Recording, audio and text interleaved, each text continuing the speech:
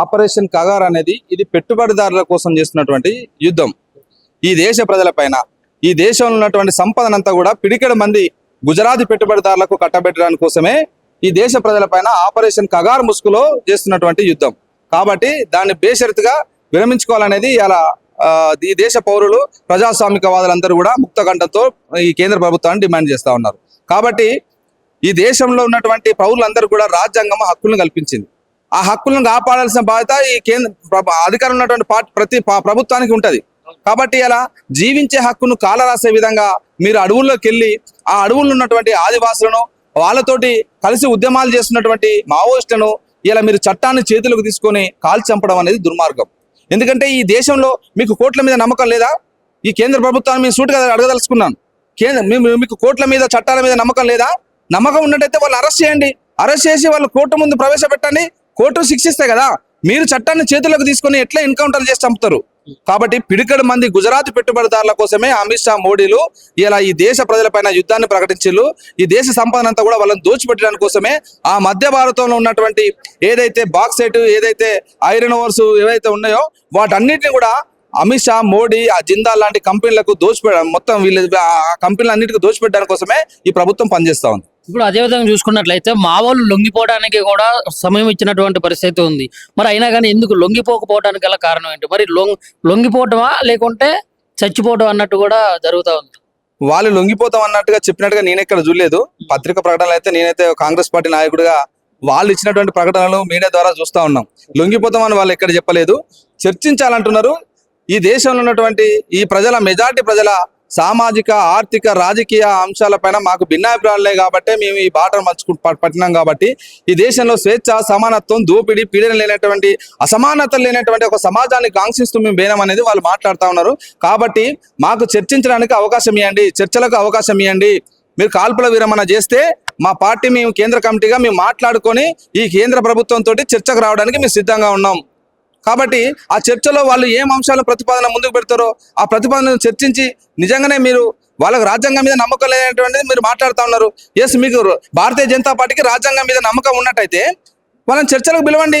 చర్చించి వాళ్ళను ఈ రాజ్యాంగం పట్ల విశ్వాసం కలిగే విధంగా, ఈ రాజ్యాంగంలో వాళ్ళు నమ్మి వాళ్ళు ఈ ప్రజల్లో కలిసిపోయే విధంగా వాళ్ళని చర్చించి వాళ్ళ ప్రజల్లోకి తీసుకురండి.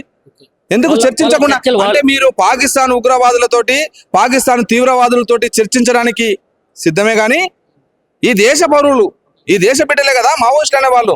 వాళ్ళకు భిన్నాభిప్రాయాలు ఉండి వాళ్ళ ఒక పంతాన్ని ఎందుకొని వాళ్ళ ఒక ఉద్యమ బాట పట్టిలు. కానీ ఈ దేశ ప్రజలే కదా వాళ్ళు. మరి ఈ దేశ ప్రజలతోటి చర్చించడానికో నీకు ఇబ్బంది అనిపిస్తుంది. కానీ పరాయి దేశ పౌరుడు ఈ దేశ ప్రజల మీద దాడులు చేస్తూ, ఈ దేశ ప్రజలను చంపుతూ, ఈ దేశ సైనికులను చంపుతున్నటువంటి దుర్మార్గులతో చర్చించడానికో నీకు సమయం ఉంటుంది. ఇదే ఈ దేశ ప్రజలు, ఈ దేశంలో, ఈ రాష్ట్రంలో ఉన్నటువంటి యువత ప్రజలందరూ కూడా అర్థం చేసుకోవాలి. ఇది పెట్టుబడిదారుల కోసం జరుగుతున్నటువంటి యుద్ధం. ఇది ప్రజల మీద చేస్తున్నటువంటి యుద్ధం. కాబట్టి ఈ యుద్ధం ఆగాలి, శాంతి నెలకొనాలి, మావోయిస్టులతో చర్చలు జరపాలి, ఆదివాసులను రక్షించబడాలి.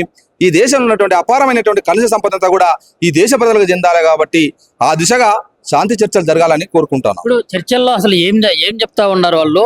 ఏ విధమైన వాళ్ళ డిమాండ్స్ ఏంది? అసలు చర్చలు ఏం చెప్తా ఉన్నారంటే అది మావోయిస్ట్ పార్టీని అడగాలి.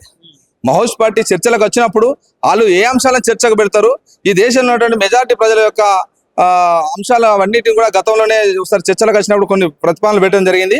ఆ మావోయిస్ట్ పార్టీని చర్చలకు పిలిచినప్పుడు మావోయిస్ట్ పార్టీ చెప్తుంది. కాబట్టి చర్చకు పిలవకుండా, చర్చించడానికి అవకాశం ఇవ్వకుండా, కాల్పుల విరమణ చేయకుండా మేము ఇట్లే దాడులు చేస్తూ చంపుకుంటూ పోతాం అనేది చాలా దుర్మార్గం. ఇది రాజ్యాంగ ఉల్లంఘన. కాబట్టి రాజ్యాంగ ఉల్లంఘన చేయకుండా రాజ్యాంగాన్ని సంరక్షించేటువంటి కేంద్ర ప్రభుత్వమా, మీరు వెంటనే ఈ దేశ ప్రజలు కాబట్టి, వాళ్ళు ఈ దేశ బిడ్డలే కాబట్టి వాళ్ళతోటి చర్చకు దిగండి. ఎందుకంటే ఇలా సుప్రీంకోర్టుని కూడా నేను అప్పీల్ చేస్తా ఉన్నాను. ఈ దేశంలో మన తెలంగాణలో ముఖ్యంగా ఆర్టిఫిషియల్ ఇంటెలిజెన్స్ ద్వారా సృష్టించినటువంటి కొన్ని పక్షులు చనిపోయినట్టుగా చేసినటువంటి దాని విషయంలో వెంటనే స్పందించింది సుప్రీంకోర్టు. స్పందించేసి అక్కడ నెమలు చనిపోతా ఉన్నాయి, జింకలు చనిపోతా ఉన్నాయి, వెంటనే ఆ పనులు ఆపేయండి అని చెప్పింది సుప్రీంకోర్టు. మరి సుప్రీంకోర్టు నేను అప్పీల్ చేస్తా ఉన్నాను. ఈ భారత పౌరుడిగా అత్యున్నతమైన న్యాయస్థానం మీద గౌరవంతో అడుగుతా ఉన్నాను. ఈ దేశంలో, మధ్య భారతంలో ఆదివాసుల పైన మొత్తం ఈ దేశ సైన్యమే వచ్చి, మన దేశ సైన్యమే మన దేశ పౌరుల పైన యుద్ధం చేస్తా ఉన్నది. మొత్తం అక్కడ ఉన్నటువంటి అడవి సంపదనంతా కూడా విధ్వంసం చేస్తూ ఆదాని అంబానీకి కట్టబెట్టడానికి కోసం యుద్ధం చేస్తా ఉన్నారు. కాబట్టి వందలాది మందిని ఇప్పటికే చంపినమని బహిరంగంగా అనౌన్స్ చేస్తా ఉన్నారు. ప్రజల్ని చంపడానికి ఒక ముహూర్తం పెట్టి చంపుతా ఉన్నారు. అమిత్ షా బహిరంగంగా చెప్తా ఉన్నాడు, మార్చి 26 కల్లా మావోయిస్టులను అంతం చేసేస్తామని చెప్తా ఉన్నారు బహిరంగంగా. కాబట్టి దాన్ని వెంటనే సుమోటోగా తీసుకోవాలి. సుమోటోగా తీసుకొని సుప్రీంకోర్టు విచారించి ఆ ప్రజలకు న్యాయం జరిగే విధంగా, ఆదివాసులకు న్యాయం జరిగే విధంగా ఆ కేసును కూడా సుమోటోగా తీసుకోవాలని ఇలా సుప్రీంకోర్టుకి నేను అప్పీల్ చేస్తా ఉన్నా. ఇప్పుడు ఏదైతే మేనిఫెస్టోలో పెట్టినటువంటి విధానంగానే ఇదంతా జరుగుతుంది అని చెప్తా ఉంటాను. ఏ మేనిఫెస్టోలో? బీజేపీ మేనిఫెస్టోలో ఏం పెట్టింది? అదొక విధ్వంసకర అభివృద్ధిని అమ్మిన తరబోతోంది. పెట్టుబడిదారుల కోసమే. ఈ పెట్టుబడిదారులు అంటే ఎవరయ్యా అంటే చాలా స్పష్టంగా చెప్పాల్సుకున్నాను. తెలంగాణ బిడ్డలారా, తెలంగాణ ఏర్పాటునే వ్యతిరేకించినటువంటి భారతీయ జనతా పార్టీ, తెలంగాణ రాష్ట్రం ఏర్పడ్డ వెంటనే మాట్లాడినటువంటి నరేంద్ర మోడీ మాటలు విన్నారు. తల్లిని చంపి బిడ్డనిచ్చిల్లు అనే రీతిగా మాట్లాడినటువంటి మోడీ మాటలు మనం విన్నాం. ఇప్పటి వరకు ఈ 11 నెలల కాలంలో ఎలాంటి అభివృద్ధి నిధులు మన తెలంగాణకి ఇవ్వలేదు. కాబట్టి వాళ్ళు ఎంతసేపు వాళ్ళ మేనిఫెస్టోలో ఎంతసేపు వాళ్ళ లక్ష్యం ఏందా అంటే గుజరాత్ పెట్టుబడిదారులకు ఈ దేశంలో ఉన్నటువంటి అపారమైనటువంటి సంపద అంతా కూడా దోచిపెట్టాలి. ఈ దేశంలో ఉన్నటువంటి పెట్టుబడిదారులకు రుణమాఫీ ఏ రకంగా చేసింది? 1000 కోట్ల రూపాయలు ఇలా ఆదాని అంబానీలకు రుణమాఫీ చేసినటువంటి దుర్మార్గ చరిత్ర నరేంద్ర మోడీ. ఈ దేశ ప్రజలకు తినడానికి తిండి లేక కనీసం వాళ్ళ కుటుంబాలు గడవలేని పరిస్థితిలో ఉంటే ఇలా ఎవరికి అంబానీ, ఆదానీలకు, నీరవ్ మోడీలకు, లలిత్ మోడీలకు వీళ్ళందరికీ రుణమాఫీ చేసింది. 1000 కోట్ల రూపాయల రుణమాఫీ చేసింది. కరోనా వచ్చేసి దేశమంతా అతలకుతలం అయిపోతా ఉంటే ఆదాని ఆస్తులన్నీ పెరిగిపోయినాయి. ఎట్లా పెరిగిపోతా ఉన్నాయి? ఇక్కడ ముస్లింల పైన దేశాన్ని వెలగక్కుతాడు మోడీ. ఇక్కడ ముస్లింలను మొత్తంగా వ్యతిరేకంగా చూపిస్తాడు అమిత్ షా. అక్కడ పోయి సౌదీ అరేబియా పోయి ముస్లిం షేక్ల దగ్గర గులాంగిరి చేస్తూ ఆదానికి కంపెనీలను, ఆదానికి వ్యాపారాలు చేయడానికి కోసం వాళ్ళ దగ్గర వంగి సలాం చేస్తాడు. కాబట్టి దీన్ని ప్రజలు అర్థం చేసుకోవాలి. వీళ్ళు మతం పేరుతోటి, కులం పేరుతోటి ఈ విభజన రేఖను గీసి ప్రజలకు మతం మత్తులో ఉంచేసి ఇక్కడ ఈ దేశ సంపద అంతా కూడా దోసుకుపోతా ఉన్నారు. దీన్ని గ్రహించకపోతే ఈ దేశం ప్రమాదంలో పడ్డది. ఇప్పటికే ఈ దేశంలో ఉన్నటువంటి ప్రజాస్వామిక విలువలను కూడా మొత్తం కూడా అంతం చేసేసి రాజ్యాంగాన్ని ఖతం చేసేటువంటి పనిలో భారతీయ జనతా పార్టీ ఉంది. ప్రజలారా తస్మ జాగ్రత్త. వెంటనే మేలుకొని ఈ భారతీయ జనతా పార్టీ చేసినటువంటి దుర్మార్గాల్ని అడ్డుకోకపోతే మాత్రం మనల్ని కాపాడడానికి ఎవరు కూడా రారని కూడా సందర్భం. మావోయిస్టు ముఖ్య నేతలు మరి చట్టాన్ని గౌరవిస్తారా? చట్టాన్ని కట్టుబడి ఉంటారా? వాళ్ళ చర్చించినప్పుడు కదా, నువ్వు పెట్టినటువంటి ప్రతిపాదనలు వాళ్ళు పెట్టినటువంటి ప్రతిపాదనలు చర్చించినప్పుడు అది ఆ పార్టీ చెప్తుంది. నేను కాంగ్రెస్ పార్టీ నాయకుడిని, నేను చెప్పలేను. కాబట్టి ఆ పార్టీ చర్చలకు వచ్చినప్పుడు ఆ పార్టీ వాళ్ళ ఏం డిమాండ్లు పెడతా ఉన్నారు, ఈ ప్రజల కోసం సుదీర్ఘంగా ఇన్నేళ్ల పోరాటం చేసిండ్రు, ఇన్నేళ్ల త్యాగాలు ఉన్నాయి, ఈ ప్రజల లోపల ఇన్ని మార్పులు తీసుకొచ్చేసిండ్రు. ఇంకా రావాల్సిన మార్పు ఏంది? పెట్టుబడిదారు వర్గం ఏ రకంగా ఉంది, పెరుగుతూ పోతా ఉన్నది. పేదవాడు ఇంకా ఎందుకు మన నడ్డి విరిగిపోతా ఉన్నది.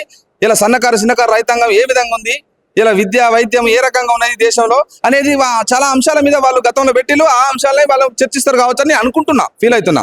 కాబట్టి ఆ పార్టీ వచ్చినప్పుడు, కేంద్రం చర్చలకు పిలిచినప్పుడు ఆ పార్టీ వీళ్ళతో చర్చిస్తుంది. ఆ చర్చలను సజావుగా జరగాలని, ఈ దేశంలో శాంతి నెలకొల్పాలని కోరుకుంటున్నాను. ఇప్పుడు కాక ఈ మావోయిస్టులు అంటే కరీంనగర్ అంటే మావోయిస్టులు ఉన్నటువంటి సందర్భం ఒకప్పుడు. మరి ఇప్పుడు తెలంగాణ నుంచి 2 కేంద్ర మంత్రులు ఉన్నారు. అక్కడ కరీంనగర్ నుంచి కూడా బండి సంజయ్ గారు ఉన్నారు. బండి సంజయ్ గారితో మరి ఈ విషయాల గురించి ఇప్పుడు మాట్లాడారా? ఇది అంటే జరగటం అది చాలా విరుద్ధంగా ఉంది. మన దేశ పౌరులను మనం చంపుకోవడం ఏంటి? ఇది ఆపాలి, కాల్పులు ఆపాలి, ఈ కగార్ అనే ఆపరేషన్ తీసేయాలి, శాంతి చర్చలు జరపాలనేది మీరు మాట్లాడారు. బండి సంజయ్ కేంద్ర మంత్రి అని మీరు చెప్తూనే వింటున్నా కానీ ఆయన కేంద్ర మంత్రి లెక్క ఎప్పుడు వ్యవహరిస్తలేడు. కేంద్ర మంత్రి లెక్క ఆయన వ్యవహార శైలి లేదు. ఆయనకు అనుకోకుండా ఏదో ఆ పార్టీలో ఊకే విద్వేషాన్ని వెదజల్లుతున్నాడు. కాబట్టి ఆయన అమిత్ షా వారసుడు కాబట్టి, సావర్కర్ వారసుడు కాబట్టి ఆయనకు ఆ మంత్రి పదవి ఇచ్చిలు కానీ ఆయన కేంద్ర మంత్రిలాగా వ్యవహరిస్తలేడు. కాబట్టి ఆయన మంత్రి అనుకుని కూడా నేను భావించట్లేదు. కాబట్టి ఆయనకు రాజ్యాంగం పట్ల కూడా పూర్తి అవగాహన లేదు. రాజ్యాంగం ఈ దేశ పౌరులకు ఏమిచ్చిందనేది రాజ్యాంగం ఏమిచ్చిందనేది ఆయనకు అవగాహన లేదు. కాబట్టి ఆ అవగాహన లోపంతో ఇలా అనాలోచితమైనటువంటి మాటల్ని మాట్లాడుతూ ఉన్నాడు. ప్రజల మధ్య విద్వేషాన్ని రెచ్చగొడతా ఉన్నాడు. చాలా సందర్భంలో ఈ మధ్య కాలంలో మనం చూసినాం. చర్చలు లేవు, ఏం లేవన్నాడు. నేను సూటిగా బండి సంజయ్ని అడుగుతా ఉన్నాను, బండి సంజయ్ గారు చర్చలు లేవన్నారు, మరి పాకిస్తాన్ తోటి చర్చలు ఎట్లా చేస్తున్నారా? వాడు 200 కిలోమీటర్లు పెహల్గామ్కు లోబడి సొచ్చుకొని వచ్చి ఈ దేశ పౌరుల్ని 24 మందిని చంపేసిండు కదా. వాడు చంపుతాడు, సేఫ్గా వెళ్ళిపోగలిగిండు.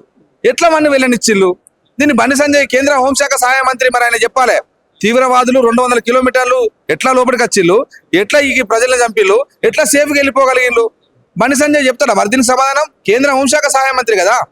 కాబట్టి తీవ్రవాదులతోటి, ఉగ్రవాదులతోటి, దేశంలో విచ్ఛిన్నకర శక్తులతోటి మీరు చేయడానికి సిద్ధమే కానీ ఈ దేశ పౌరులైనటువంటి మావోయిస్టులు, ఆదివాసులతో చర్చలు చేయడానికి మీకు ఎందుకు అంత భయం అవుతుంది అంటే మీరు రాజ్యాంగానికి కట్టుబడి లేరు. రాజ్యాంగ వ్యతిరేక శక్తిగా మీరు ఉన్నారు కాబట్టి, రాజ్యాంగం మీద విశ్వాసం మీకే లేదు కాబట్టి మీరు ఇలా చర్చలంటే భయపడతా ఉన్నారు.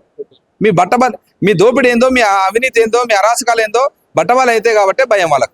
ఓకే. ఉస్మానియా యూనివర్సిటీ వేదికగా ఎవరైతే మేధావులు, ఎవరైతే ప్రొఫెసర్స్ అందరూ కూడా రౌండ్ టేబుల్ సమావేశం నిర్వహించడం అయితే జరిగింది. దాంట్లో ఇందాక మీరు అక్కడ పైన ఆ సమావేశం నిర్వహిస్తా ఉంటే కింద ఏమో ఏబీపీ వాళ్ళు కూడా ఓ ధర్నా టైప్ లో ఒక నిరసన టైప్ లో చేసి వీళ్ళంతా కూడా మావోయిస్టులకు సంబంధించినటువంటి వ్యక్తులు, మావోయిస్టులకు సంబంధించినటువంటి ప్రొఫెసర్లు వీళ్ళని కూడా ఎన్కౌంటర్ చేయాలన్నట్లు కూడా మాట్లాడడం జరిగింది. మరి ఈ విషయం గురించి మీరేం చెప్తారు? అసలు ఎన్కౌంటర్ కు అర్హులు ఎవరు? ఈ దేశంలో ప్రజల మధ్య విద్వేషాలు రెచ్చగొడుతున్న వాళ్ళు కదా. ఈ దేశ మహిళల మీద భరతమాత అనుకుంటూ ఈ దేశ మహిళల మీద హత్యలు చేస్తున్నటువంటి వాళ్ళు కదా.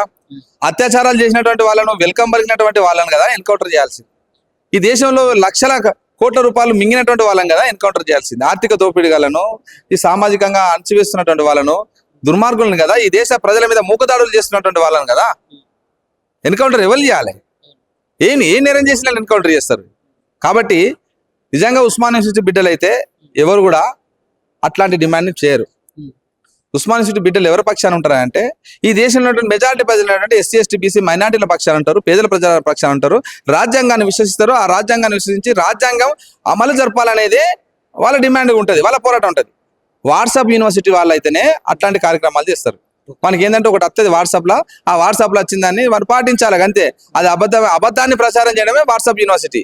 ఈ దేశంలో నిజాన్ని బయటకు చెప్పకుండా, బయటికి రాకుండా అడ్డుకోవడం, అబద్ధాన్ని ప్రచారం చేయడంలో ఇలా వాళ్ళు ఆ రకమైన కార్యక్రమం తీసుకుని తప్పితే ఉస్మానియా యూనివర్సిటీ బిడ్డలు ఎవరు అట్లాంటి చేయరు. వాట్సాప్ యూనివర్సిటీ వాళ్ళే అట్లాంటి కార్యక్రమాలు చేస్తారు. ఉస్మానియా యూనివర్సిటీ బిడ్డలు ఖచ్చితంగా ఈ దేశంలో ఉన్నటువంటి, ఈ రాష్ట్రంలో ఉన్నటువంటి మెజారిటీ ప్రజలైనటువంటి ఎస్సీ ఎస్టీ బీసీ మైనార్టీల కోసం పనిచేస్తారు.